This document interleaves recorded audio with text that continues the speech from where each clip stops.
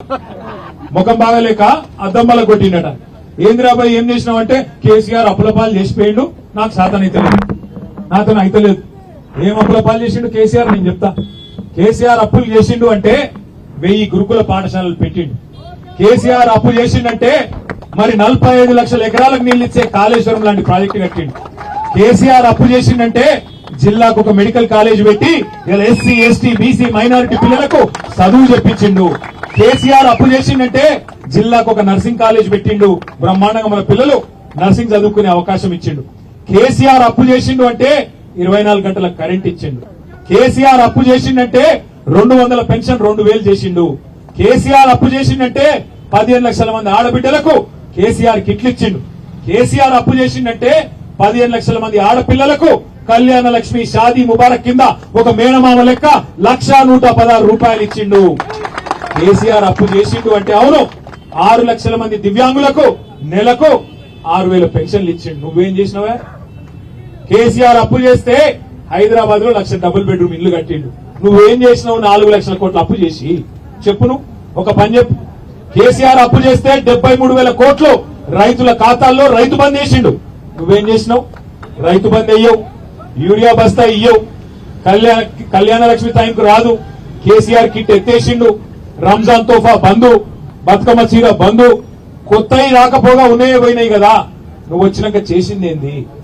సిగ్గు లేకుండా తెల్లారి లేస్తే బూతులు మాట్లాడటం, తెల్లారి లేస్తే డైలాగులు కొట్టడం, పనికి మాలిన పనులు చేయడం తప్ప ఒక్క మంచి పని. ఈ మధ్య ఇంకా కొత్త రాగం అందుకున్నాడు. 1,00,00,000 మంది మహిళల్ని కోటీశ్వర్లు చేసేదాకా ఇచ్చిపెట్టాడట. మీ మెడల పుస్తల తాడెత్తుకపోతే వాడే మంచోడు. 1,00,00,000 మంది మహిళలు కోటీశ్వర్లు చేసుడు ఆ తర్వాత ముచ్చట. నేను అడిగిన అసెంబ్లీలో నిజంగా నాకు అనుమానం వచ్చింది. వీడేమన్నా దోసుకున్న సంపద అంతా పంచిపెడతారైంది రాబిన్ హుడ్ లెక్క అని నేను అడిగిన. అయ్యా ఒకటి చెప్పు, ఆ 1,00,00,000 మంది కోటీశ్వర్లు అంటే కోటికి ఎన్ని సూటాలు ఉంటాయి చెప్పురా భయ్ అన్న. ఒక్క మంత్రికి తెలియదు, ముఖ్యమంత్రికి అంతకంటే తెలియదు. కోట్లు మింగుడు తెలుసు, కోట్ల ఎన్ని సున్నాలు ఉంటాయి ఆయనకే మెరక. అసలు మన ముఖ్యమంత్రి ఎంత ఇజ్జత్ తక్కువ మాటలు మాట్లాడతాడంటే అసెంబ్లీలో నిలబడి ఎవడన్నా నా రాష్ట్రం క్యాన్సర్ పేషెంట్ ఎయిడ్స్ పేషెంట్ అంటాడు ఎవడన్నా? ఇప్పుడు కష్టాలు ఉండే ఆ మనుషులకు. ఇప్పుడు మీ ఇక్కడ ఉన్న అప్పు లేని వాళ్ళు ఎవరైనా ఉన్నారే? అప్పు లేని వాళ్ళు ఎవరైనా ఉన్నారా? ఐడా మా ఆర్ఎస్ ప్రవీణ్ ఉన్నకున్నదో లేదు, అప్పు బాగానే ఉందట అన్నకు కూడా. అయితే అప్పున్నా లోపల నొప్పులున్నా ఏమున్నా నీకు పొక్కున్నా మీకెళ్ళి మాత్రం కడకంగా చేసుకుంటామా లేదా? ఎందుకంటే బయటికి వెళ్తే ఆ తెల్లంగి చూసానే కొత్త అప్పించినోడు ఇవ్వాలి, లేకపోతే ఎవడిస్తాడు మన ఎవడు దిగుతాడు. కాదురా భయ్ నేను మొత్తం అయిపోయింది, నేను దివాలా తీసిన, నా బతికే అన్యాయం అయిపోయింది, నాకు ఏం లేవు, నేను ఢిల్లీకి పోతే ఆయన చెప్పులు ఎత్తుకపోయటం తిరిగి చూస్తుండ్రు, దొంగను చూసినట్టు చూస్తుండ్రు, నాకు అపాయింట్మెంట్ ఇస్తలేరు అంటే ఏమన్నా పదారు ఉంటుందా మనిషికి? మీ ముఖ్యమంత్రి ఇట్లా దివానా మాటలు మాట్లాడుతున్నాడు, ఈయన ఎవడు కాంతాడు అనరా? ఇలా అందుకే రేవంత్ రెడ్డి పనికి మాలిన మాటలు మాట్లాడాడు తప్ప ఒక్క మంచి పని చెప్పు. ఎన్ని కథలు చెప్తివి నువ్వు? కాంట్రాక్టర్లను కొత్తోళ్లను సృష్టిస్తా అంటివి, ఉన్నోళ్ళనే ఊడవీకబడుతుంది.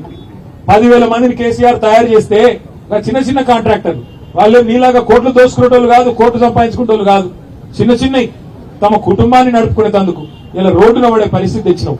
ఇందిరా పార్క్ కాడ రోడ్డు ఎక్కే పరిస్థితి.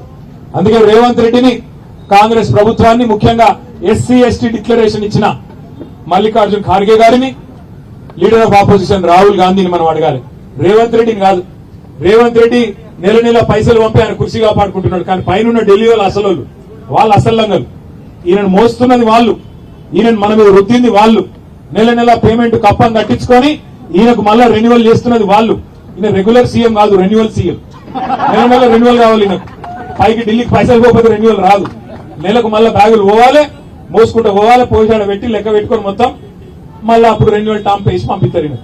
అందుకే అడగాల్సింది వాళ్ళను.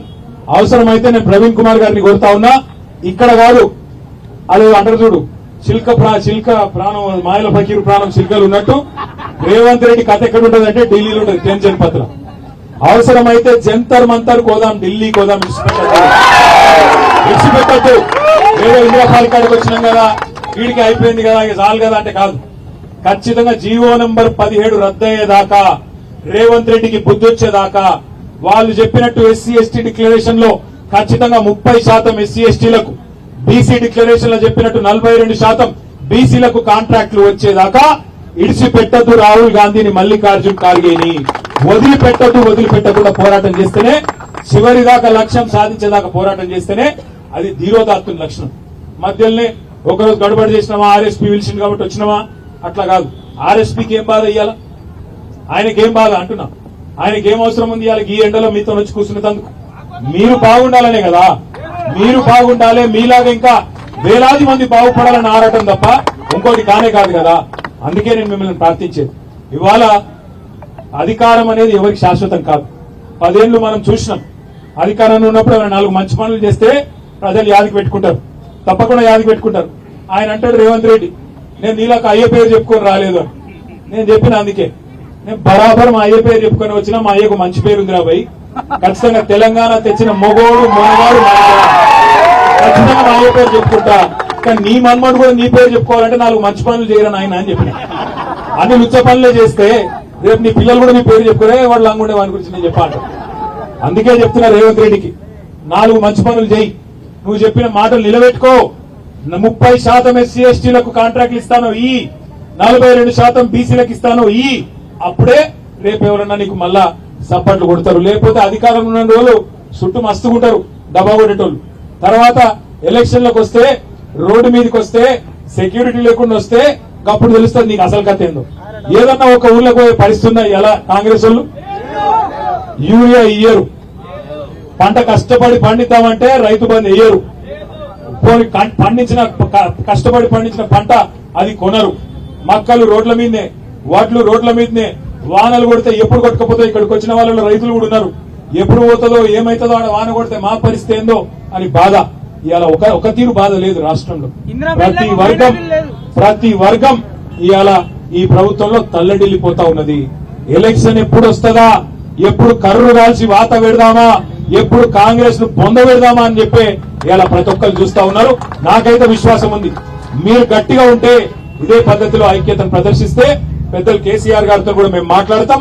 ఢిల్లీలో కూడా జంతర్ మంతర్ లో కూడా మన పార్లమెంట్ సభ్యులు వచ్చి మీతో పాటు తప్పకుండా పోరాటం చేస్తాం.